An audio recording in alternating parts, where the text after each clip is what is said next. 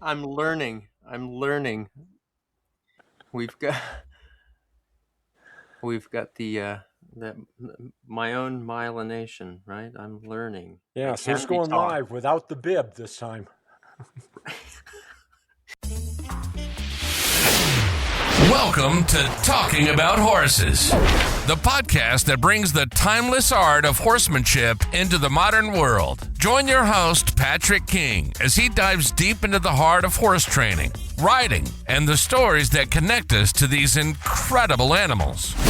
With decades of experience training horses and riders across the globe, Patrick combines his expertise with the wisdom of extraordinary guests. From dressage trainers to trail riders, Olympic competitors to backyard warriors, seasoned cowboys to psychologists, and so many more.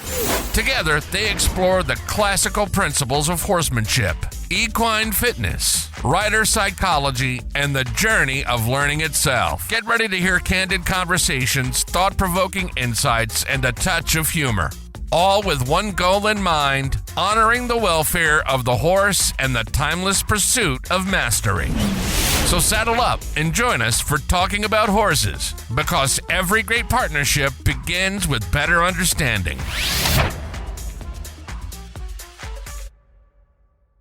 Okay. Yeah, we had a wardrobe change because Patrick poured his drink on himself. That's it. That's I it. think That's his my nerves nerve. got the I just better get of him, but exactly. Yeah, I just get anxious. This public speaking thing. Some people are better at it than others, and that's just how it goes. Oh my goodness. All right. Well, first I want to start off by saying thank you, gang, so much for joining us. And if you've been here to catch some of our little snafus and our little hiccups with this, thank you so much for sticking with us through that.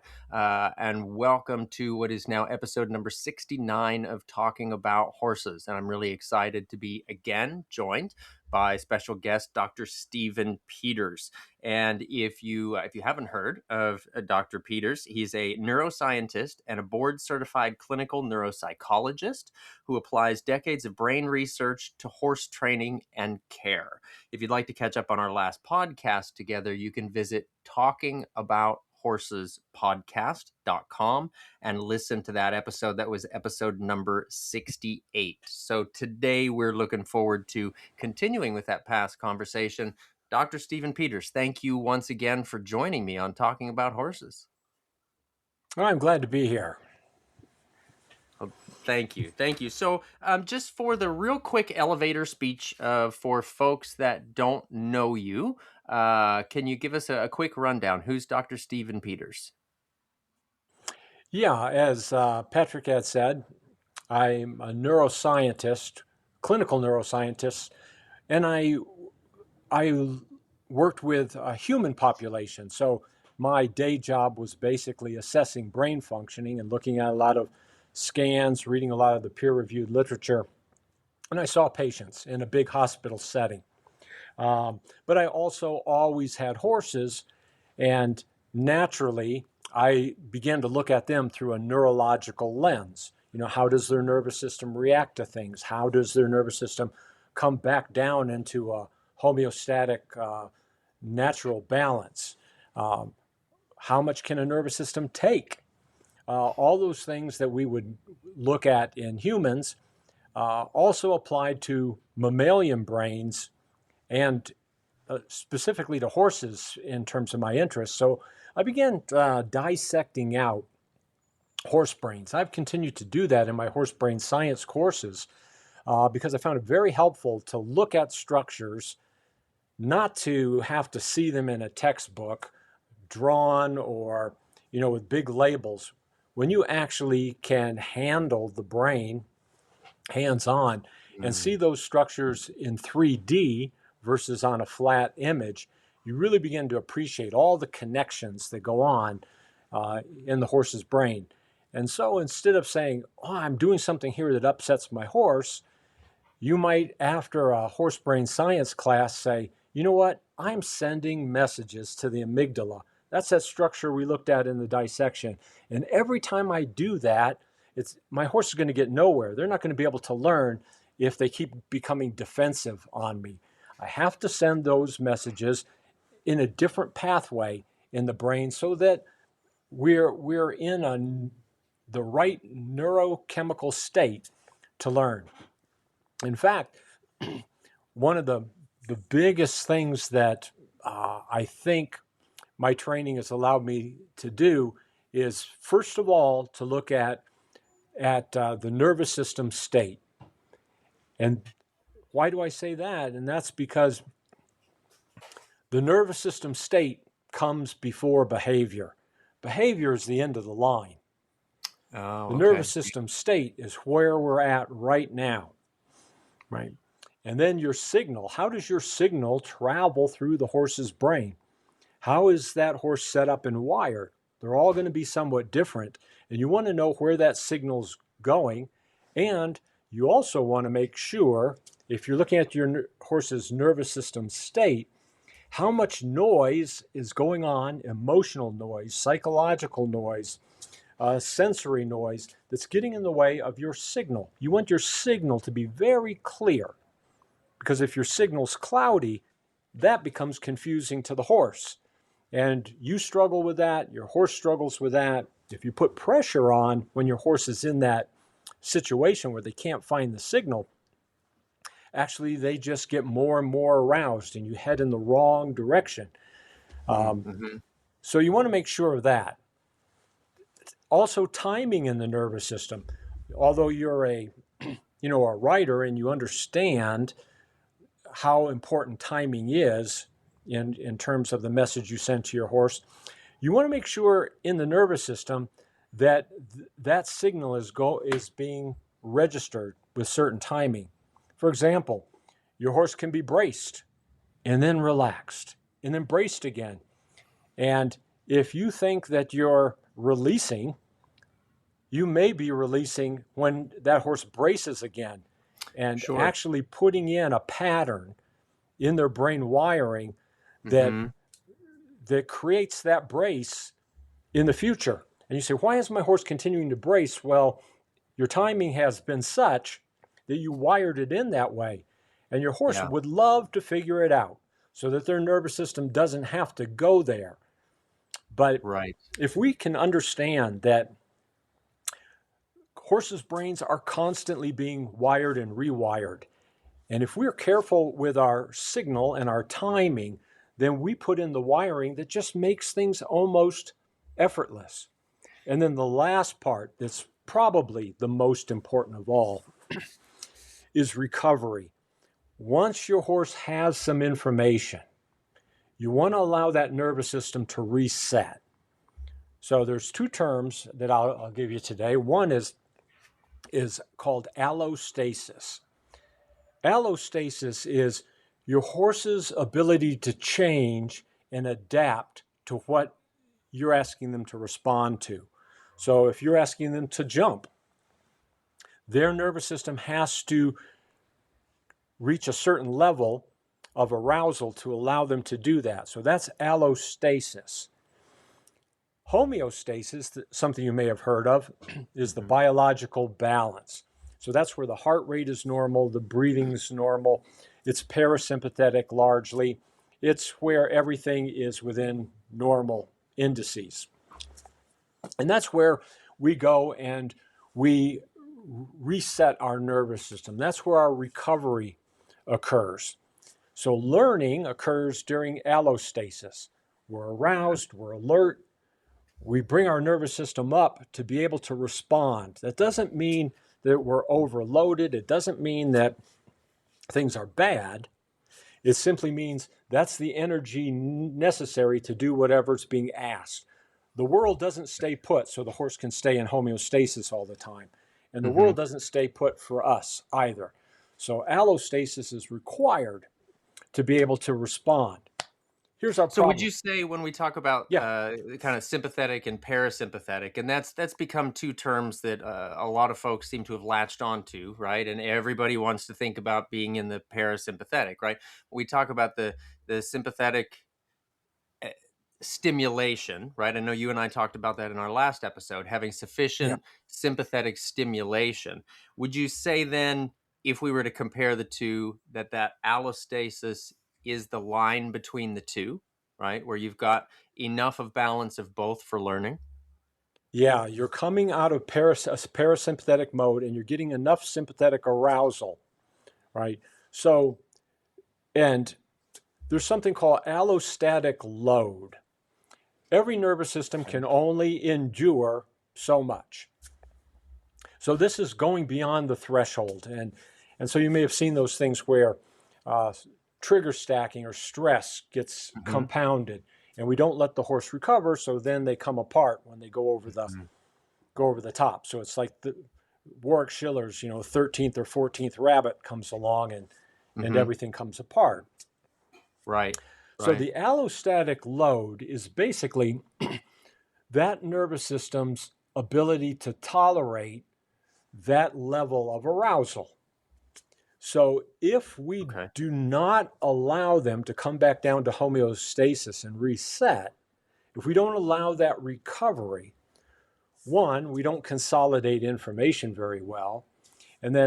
But secondly, you develop what's called an allostatic load, where we've exceeded the amount that nervous system can tolerate. And that's when your horse is likely to check out on you, to numb out, to go somewhere else, or to start to become irritated. So it can go a couple of different ways. Okay. So the allostatic load is something we need to work with the horse so that over time they're able to tolerate more and tolerate that allostatic load. So let's talk a little bit real quickly about sympathetic and parasympathetic, because Okay. I don't want people thinking sympathetic's bad and parasympathetic is good, right? Play. When horses are playing, that's sympathetic. Sex is sympathetic. Learning, all learning requires us to pay attention and to focus. That requires us to be sympathetically aroused, right? Fight or flight is too much sympathetic arousal beyond what we could tolerate, exceeding that allostatic load, and now I got to get out of here or fight Okay. back. How would parasympathetic be bad? Well, if we put enough pressure on our horse and they were sympathetically aroused and we took away fight or flight, sometimes those horses will check out and sometimes they'll get what's called a parasympathetic crash. Actually, Okay. their blood pressure drops significantly and they freeze. They just freeze in place. Mm-hmm. Mm-hmm. And that is a parasympathetic response, not a sympathetic response. So that's a situation. In humans, we call it vasovagal response, where it feels like you're going to faint when you just Okay. get too much pressure from the outside. Yeah. So some horses can do that. In fact, some horses actually can almost faint, like a fainting goat. I've seen Mm-hmm. a few occasions of, somebody will saddle a horse and they've been so pressed over the allostatic load so many times that they really can't tolerate much of anything, and then they just fall down, and then somebody takes a picture and says, look, my horse is sleeping to get out of work. Yeah. Horses don't really work that way. Right. And that's another part of my mission is, I think if you understand the nervous system, then you realize that the horse isn't plotting all these strategies, that they don't have the abstract thinking to create these behaviors. We call them defiance. But what we're learning about the brain is that it's not just a thinking organ. We used to always think that, but there's tons of brand new research that shows basically the brains are prediction machines. And so we're always trying to predict, how do we adapt to what's coming at us in our world? And so if the horse predicts that this is a threatening situation and we continue to put on pressure, then actually that prediction for the horse will come true and they'll just get more wrapped up in that environment. However, if your horse's brain's predicting this, I don't think this is going to turn out very well. And it actually does, then they have to go back and update the data in their brain. Okay, And then we do it refile. again. Then we do it again. And they say, I don't trust this. I think something bad's going to happen, but it doesn't. Then they have to go back and update it. And if we do this enough times, we rewire.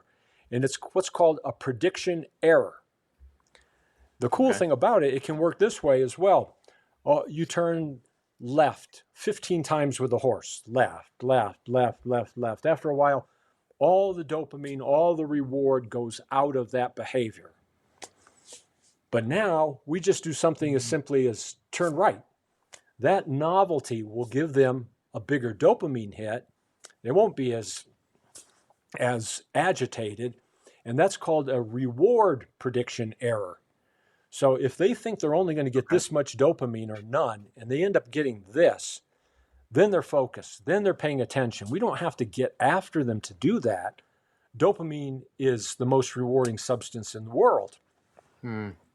So your horse will seek out those situations, but we have to create some novelty. We have to develop some curiosity, and we have to give them agency. We have to allow them to make choices along the way. And you'll likely see something in the future, if you haven't already, called the 5 domains. That's being looked at for social license, etc. And this isn't just about, making life tolerable for your horse. The 5 domains really is about horse welfare. And one of the biggest components of that is mental health. And what's linked to mental health is allowing your horse some agency, having your horse some say-so in its world. So our interactions become more conversations than they become monologues. You can make robotic horses, but at a cost to the nervous system. And that's actually stressful to the horse, even though on the outside, they may be doing what we ask. But if your horse can't recover and come back down, then what you're asking is too much, even though they may be doing it. That's the tricky part. It's too expensive for the nervous system, basically. Exactly. Yeah. Exactly. And so even though we're getting what we want, if we're not aware of the nervous system, actually, we may be exceeding that allostatic load. Gotcha. So where's the allostatic load meter on the dashboard that we can look at to tell us where we're at? How do we judge that? How do we gauge, okay, I'm at half a tank, or how do we factor that? Oh, I'm sure that's different for each horse, right? Depending on education, experience, natural tendency. If we give our horse something challenging to do. So we know we're going to get sympathetic arousal. It's new and it's challenging. So they may even go over the edge for fight or flight for some horses. But let's just say that it was challenging. As long as we allow recovery. By recovery, all right, you've learned something challenging, but you got through it. Now I'm going to back off. I'm going to take all the pressure off. Not just release, because that's just a physical release from us, but relief. I'm going to back out, and I'm going to allow your nervous system to come back to homeostasis. So the allostatic meter is really, we're in the red zone if we can't see our horse recovering. If we can't see their head come down, if we can't see their eyes blink, if we can't notice licking and chewing, if we can't see that muscle tone change, then they're not recovering. And so that's telling us our allostatic load is too much. And so what I have to do is I have to either break down my sessions into smaller segments. And the most underused tool in every trainer's toolbox is the pause, is that allowing your horse space and time. And we know this about every brain that exists. You need space and time in order to learn. You know it if you crammed for an exam you never studied for all semester long.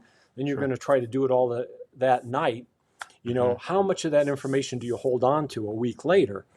Right. Right. Hardly You might any. have it for the You need exam, but then space. it's out the window. You need Yeah. space and time to consolidate.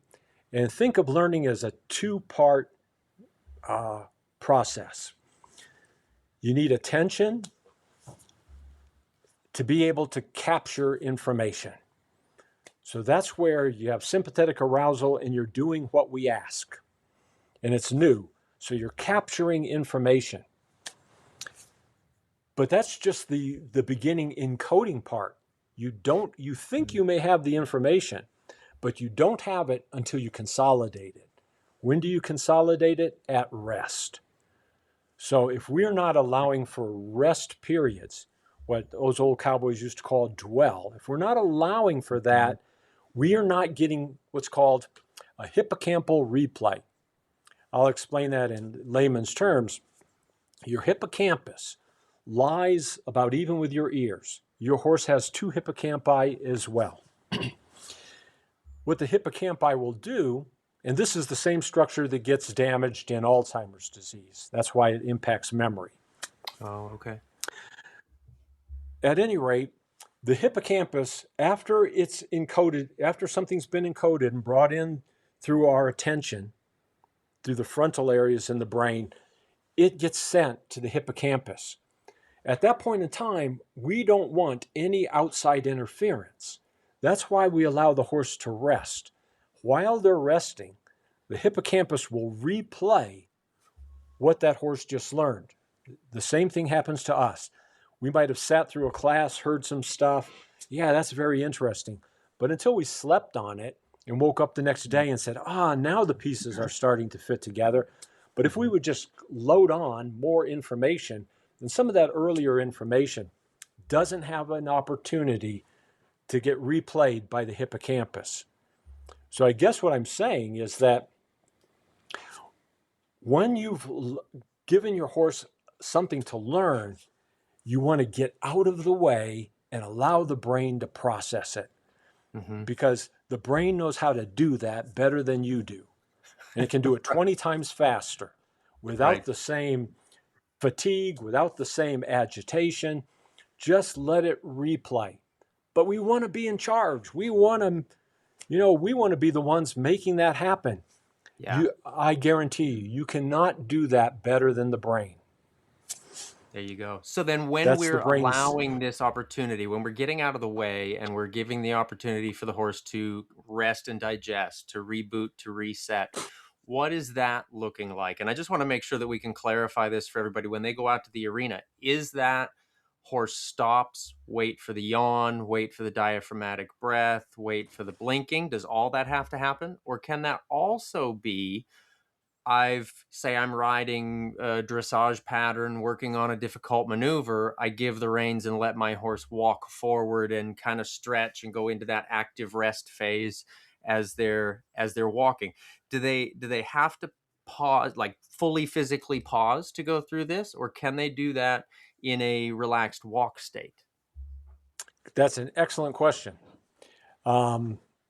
Here's what we find. If you take a human being and you put them in a functional MRI tube, and you give them a task to do, now they're done with their task, and you back off, and what happens is we'll see that hippocampal replay. It'll replay what happened previously, and even the areas of the brain that were used in that task, let's say it was a motor task, will still light up in the brain even though the person's just lying there.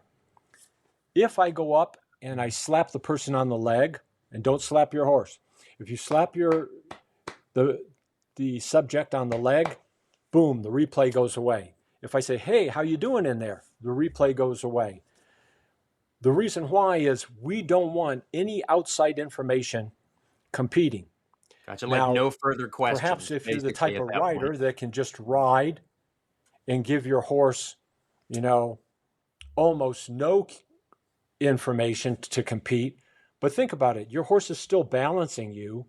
Your horse is still making decisions. Does he want me to keep walking or want me to not walk? So actually where you're likely to see it best is if you've had a couple of really good sessions and you've had breaks in those sessions where your horse has been able to relax. When you put your horse up, hopefully you're going to turn them out in the pasture with other horses and they're going to graze. That would be the ideal situation. So you turn them out in that type of situation because you don't want to put them in a more stressful situation after they've learned. Put them in a box stall, isolate them, etc. I mean, that may be what you have, but if they're turned out with other horses and they're not doing anything but being a horse, what you're not seeing and what you're not seeing overnight, if they're not stressed out enough that they can get REM sleep, that's another problem altogether. That's another rabbit hole. But if your horse can get supine and get REM sleep, has a sentinel horse there to guard for them, it's, for example, and they feel comfortable enough to get to sleep, what happens during sleep? All that information gets consolidated. All the interfering information goes by the wayside. They get hippocampal replay. So when you're in bed sleeping, that's when most of the learning is going to take place in your horse. Gotcha. And so when people like, Tom Dorrance used to say, you put them up good and you can get them back a week later and they're twice as good, right? Or you can put them up bad and they're twice as bad.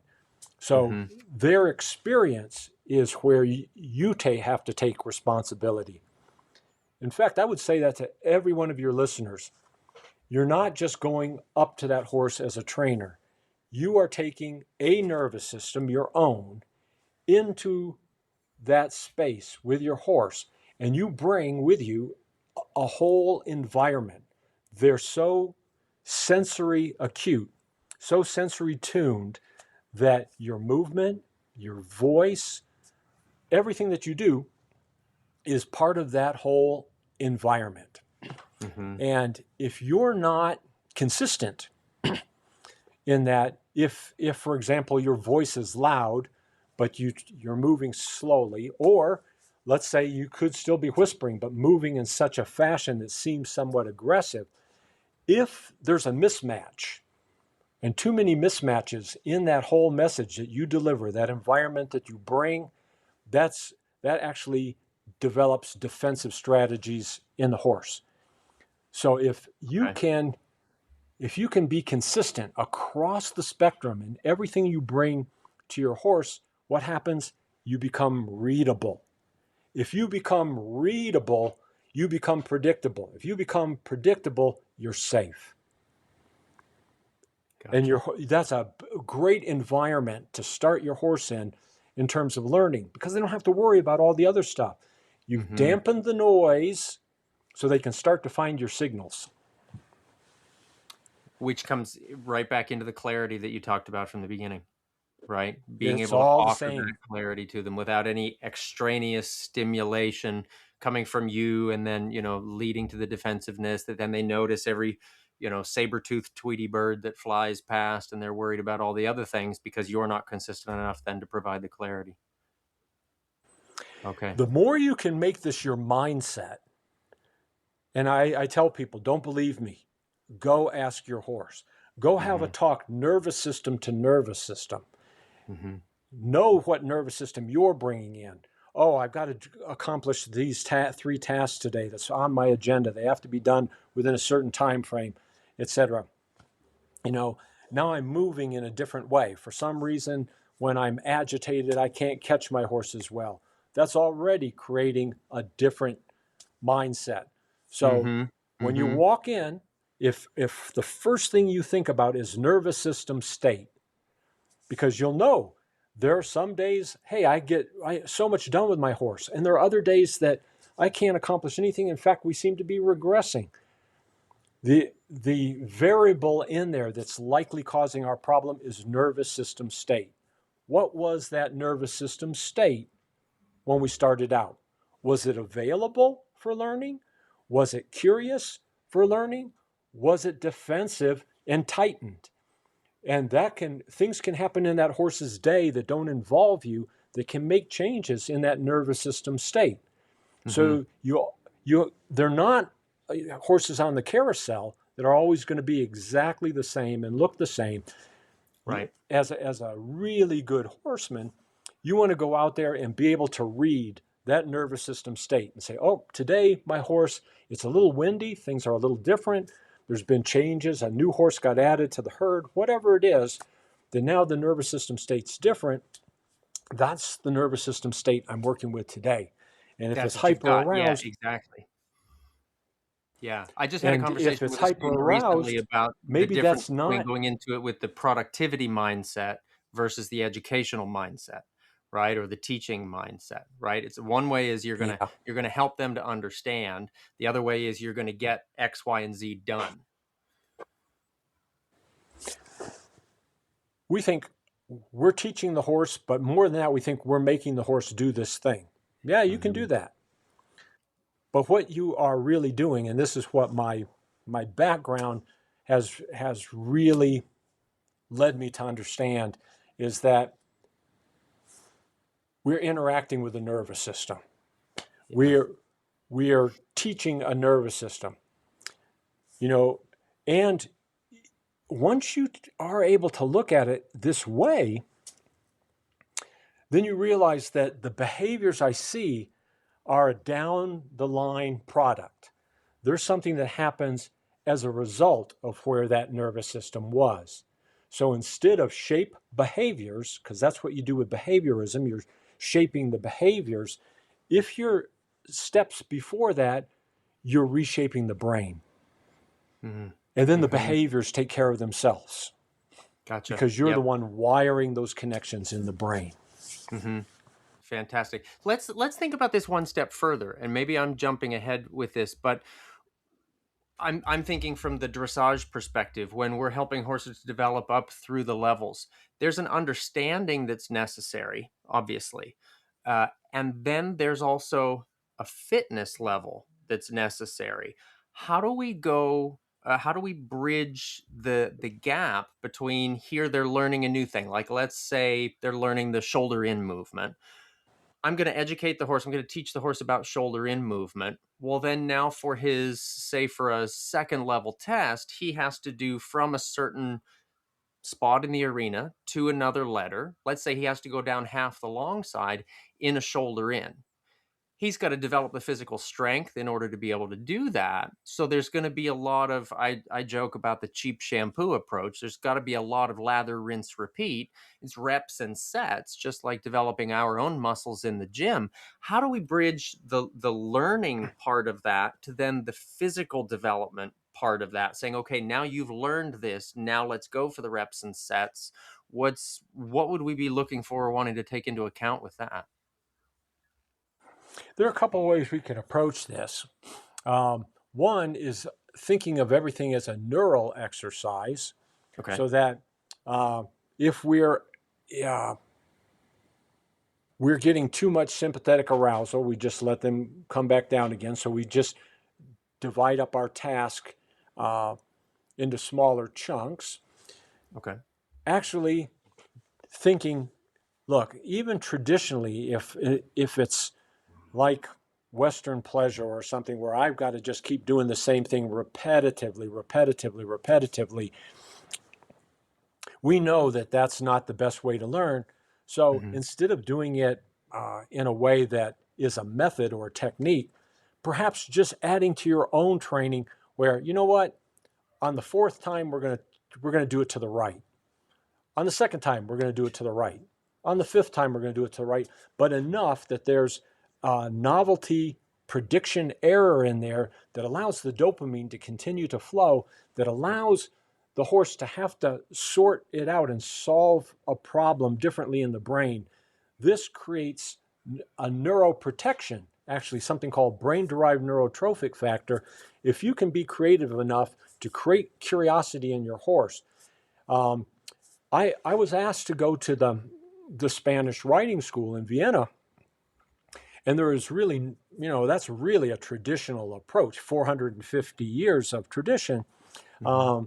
And to their credit, they were very interested in how do we keep our horse interacting with us? How do we keep our horse looking alive? We could do this robotically, but how do we maintain this Mm-hmm. freshness and aliveness in the horse? And it's being aware of the nervous system. And novelty is a big piece. And if your horse is getting agitated, you might want to go back to an exercise that was easier, allow them to do it, give them relief and release for that, and say, you know what, for today, that's where we're at. And at the riding school, their training, I went and I watched their training. Their training sessions are very brief. They're just in and out. Mm-hmm. You know, it's Right. not a lot of drilling. And those horses actually they only stay in the city so long. And then those horses, once they've sort of done their duty for a certain amount of time, they're turned out in pastures with other horses of their kind out in the country so that they can Right. be a horse. So I think it's all about not trying to get that push button horse, but to get that horse, because horses can be so good at finding the dopamine that they begin to anticipate. And you might say, well, I don't want my horse to anticipate. But, you know, Martin Black had told me there are things that would take too long if they had to go through my brain, get processed. Now I make the signal, I send to my horse, it goes through my horse's brain. By the time we figure that out, this cow's gotten away or whatever I needed done doesn't get done. And so what I do is I make my horse very, very comfortable in being able to do a task so that they can self-regulate. They're excited to do it. They have some curiosity. And they'll start to anticipate, oh, yeah, I want that dopamine hit. What he does is he just says, okay, I know that you know what needs to come next, but we're going to wait. We're just going to wait. And we're going to wait now. And so he doesn't have to spur that horse. He doesn't have to force that horse. He just basically, it almost is push button, but it's not what people think. Push the button and make it go. It's go ahead. Releases him And into to it. have that conversation so that they get to that point. And that goes back to what you were talking about with agency, right? And I guess that's, as we're talking here, that's really helping me to think through that difference between the having the horse with agency, like again, going back to the shoulder in analogy, right? Where with agency, the horse is saying, are you ready for one more step? Are you wanting one more step? What's the next thing? Are we going to continue with it? Versus, oof, okay, you're pushing me. Here's one more, right? Crossing over that line into where it becomes drilling, where we've overcooked them, right? Like the turkey timer has popped and now you're making the thing happen instead of them being an active participant in the exercise. I think that's every bit a piece of being a good horseman, doing exactly what you just said. Not making the horse, but understanding and getting a feel for where that is, because that is where the synchrony will happen with you and your horse. You know, they have synchrony built in. And if they're in synchrony, they have a lot of serotonin on board, which is a neurochemical related to emotional balance. So watch them. If they're moving together in a herd, how many are in the same footfall? Watch a foal following its mother in the same footfall. So this synchrony is built into their nervous system. If you can get with that synchrony, where you're not pulling them off balance, where you're not demanding and constantly overriding, if you can think of ways to use that natural synchrony that's already in the horse, in whatever task you're asking that horse, then once you're in sync, emotionally they balance. They're not going to get agitated, and because it feels good, and they're not going to get too sympathetically aroused. And that's when somebody is observing you and thinks, I can't even see where Patrick's given that horse a signal. It's telepathic. It must be. How could he communicate with that horse? Some of the times you're just getting out of the way of that synchrony, and it's like a dancer. You can manhandle, and it doesn't look so good, right? Or you can be a total clod with no timing. You step on your partner's feet, and that doesn't look so good. But Have if you you watched me practice dance? and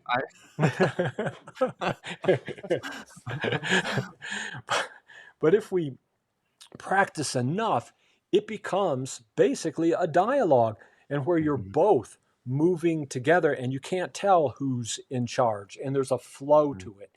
And I think that's the beauty. One of the beautiful things about dressage is if you can find a horse that looks alive and isn't robotic, and you and the horse are in a flow, right? And mhm. that's already built in. So most of the time it's our awareness of how not to have our ego intrude and we have to take charge and make, or not Mhm, have our self-identity take a hit because, oh, that horse is doing something a little slower than the other horses. So, mhm, that horse is making me look bad, but mhm. actually taking the time slower.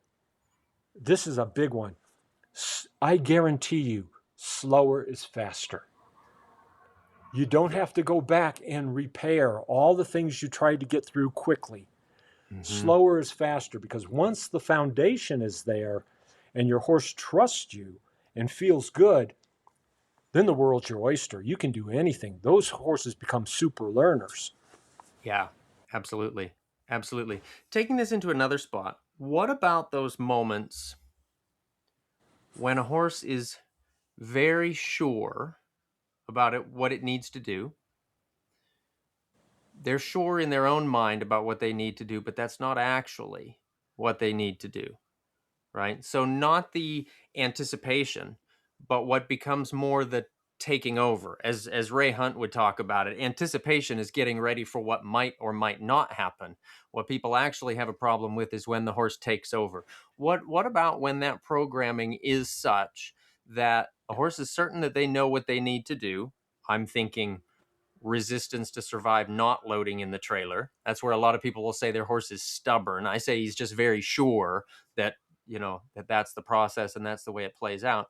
But if a horse is very sure about what the thing is, how can we best interrupt that and help them think about it on a kind of in a different way, in a different pathway, whether it's a movement, an exercise, or something like loading in the trailer where they've been taught to resist, taught to pull back away, that sort of thing. There's an area of your brain and your horse's brain called the basal ganglia. Okay. It's a number of structures. And the way the basal ganglia works is that once we've done something a few times and our brain tells us, yeah, that was the right thing to do, Mm-hmm. then it gets passed off. The frontal lobes don't need to be involved anymore. A lot of the other areas of the brain don't need to be involved anymore. The basal ganglia makes it automatic. Now it's an automatic behavior. Mm-hmm. It's already in there. It's like when you first learned to drive the car, you were looking in the rearview mirror, checking your speed limit. Your brain was all lit up. But after a while, you said, okay, I got this. I think I know how to do it. Now you drive and you don't even know how you got anywhere because the basal ganglia Mm-hmm. took over completely. So if we've done something with our horse where that message has been taken over by the basal ganglia, it now becomes a habit. The horse isn't saying, no, this is the way it happens. It's a habit because it works. So every time now you pick up my back foot, I'm going to kick out, not because I'm a bad horse, not even because I feel threatened anymore, only because it's now a habit. Yep. So what we have to do is then go back and say, okay, where did this habit start? And how can I create actually a pathway that's going to be more attractive to the horse? Mm-hmm. And so your example of loading on the trailer, our task then becomes, all right, how can I create the habit of where you want to get onto the trailer? Because your job then is rewiring, not fighting with the horse, not Mm-hmm. fighting with the nervous system, because that's going to be stressful for you and your horse over time. right? Right. But going back and saying, okay, how can I set this up so there's a bigger dopamine hit? How can I set this up so there's more agency for my horse to just try a Mm-hmm. different pattern? Because what you've got in there recorded as a record is an automatic behavior that the horse is just going to go to by default. Mm-hmm. Right. Right. And almost no thinking involved. Just the horse is going to be convinced this is what I do because it's always worked. And how many times do you hear people say that, right? When they're working with the horse, they're like, just try, just damn it, just try, right? Mhm. So I love that. I Yeah. love that you use that word. Yeah. Yeah. So if you look at it as a neural exercise instead of a punishment, and then a punishment's going to be even worse because when you put more pressure on, the habit gets more ingrained. Okay. You're just Okay. making it more ingrained because what are they going to do? They're going to default to what's always worked. And then To what the if you brain put thinks it pressure on, knows best. then Yeah. they don't Okay. even think of the options. So sometimes when we get a horse scared, we shut down all their options. If you've studied for a test and you go in to take your test, and I put a bunch of pressure on you. Come on, hurry up! You only got 5 minutes to give me the answer on this. It just leaves you. The only thing you know is the few things that you know really well, and then you'll say, "You stupid horse, you know better." Not if we put on enough pressure that they don't have access to those options. So Yeah. So it's what we not have what to they know do, better, it's what they know most at that point, right? right? Yeah. So we find a new way of creating a habit that's different than the one that they've fallen into. And we're creative enough. And then we just do that enough times to send information down that pathway you're sending electrochemical messages down the neurons and having them reconnect. And you're actually paving a different highway for that horse to take. Mm-hmm. But those habits are tough to break. One of the things we want to do is be aware of that process so that we're not inadvertently creating patterns we don't want and we put them in.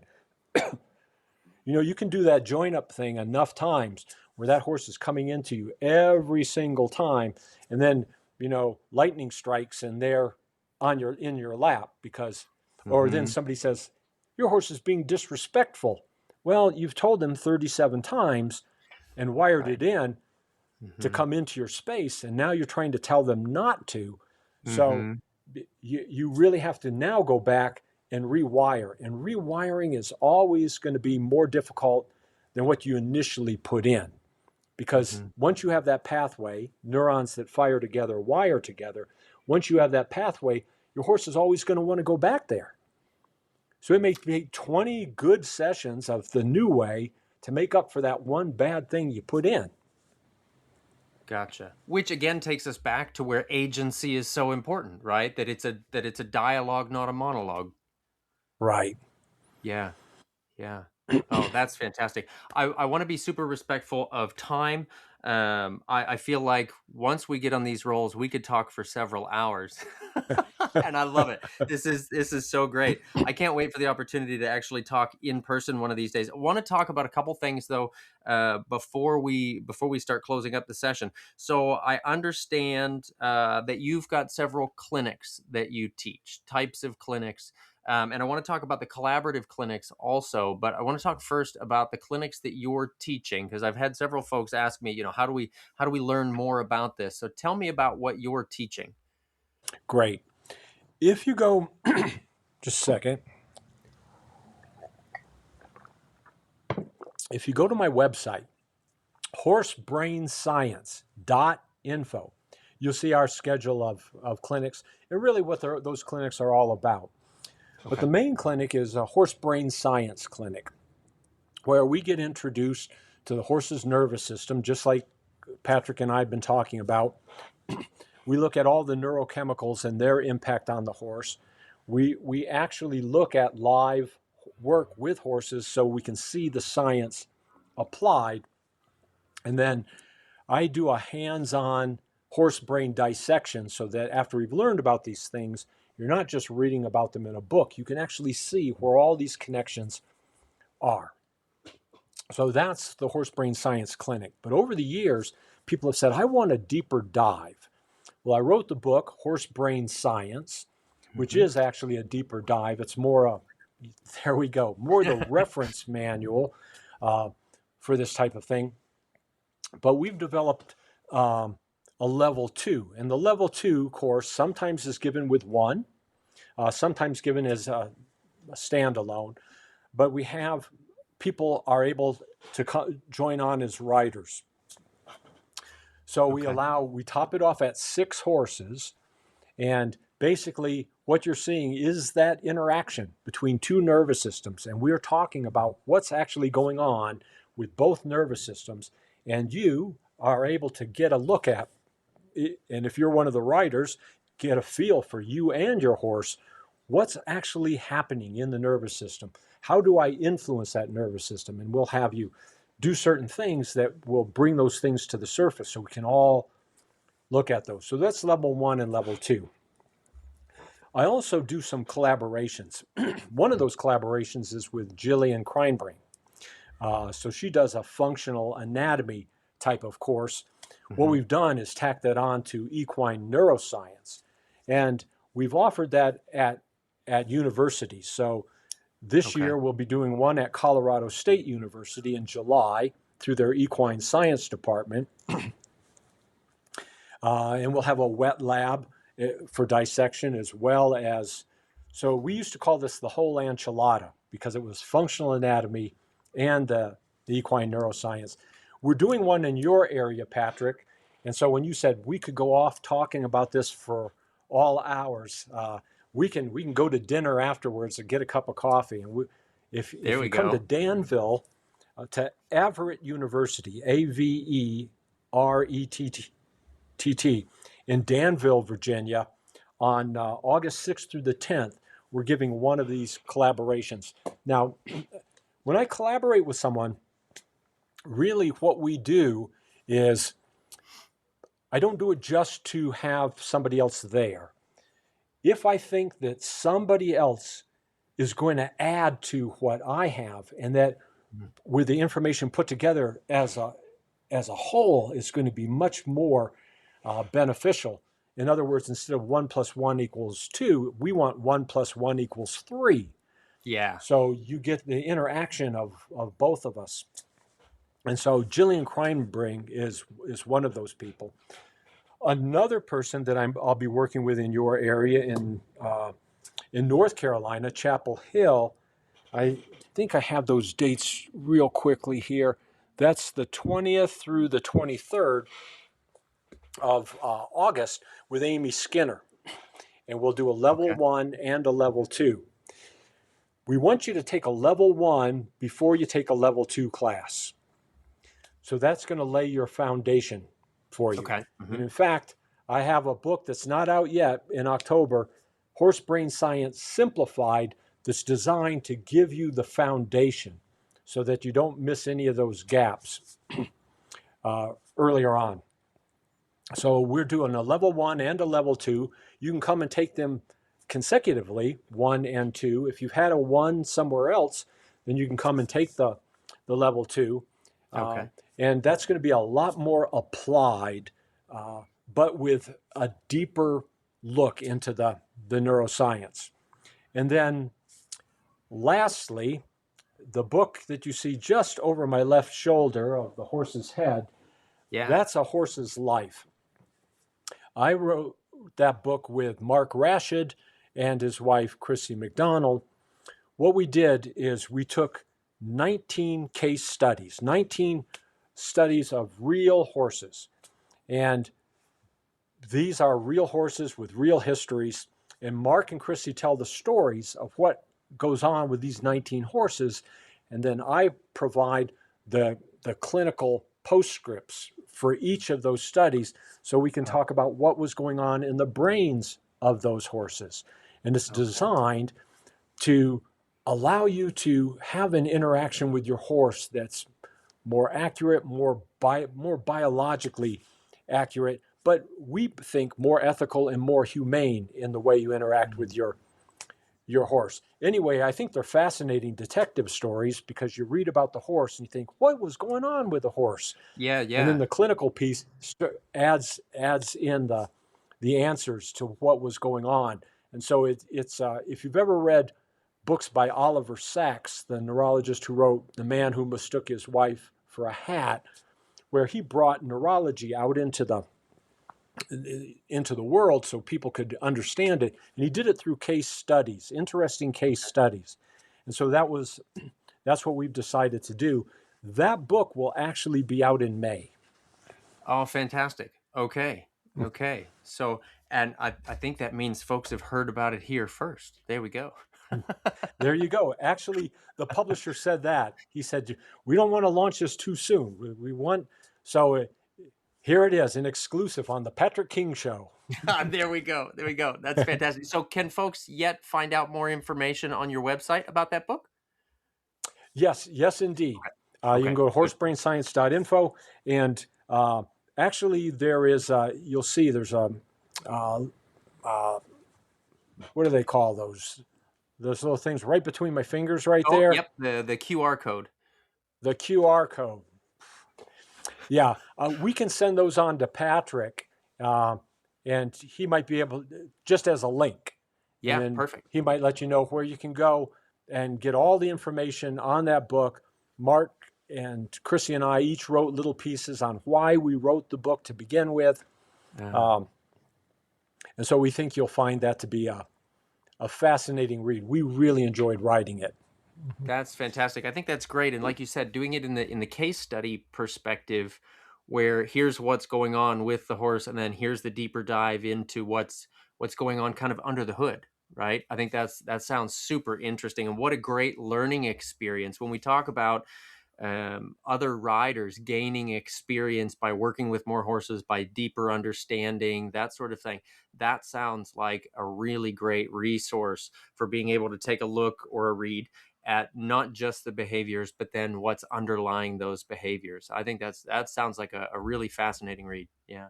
And we didn't want these to just be abstract examples. So these are all horses that Mark and Chrissy knew and have worked with in their lifetimes. Fantastic. That's great. Yeah. That's great.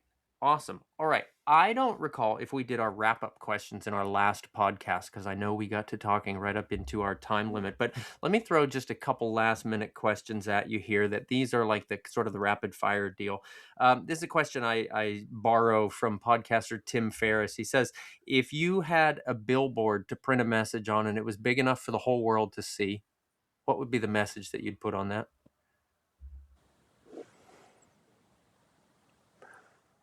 Learn to listen to your horse. There we go. I think that's great. And that might take us into the next one. If there was one thing that you could recommend for riders to focus on this week as a way of improving their horsemanship or their relationship with their horse, what would that be? Remember earlier in this podcast, I said that you're bringing in an environment. You're bringing in a nervous system. We get so focused on the horse.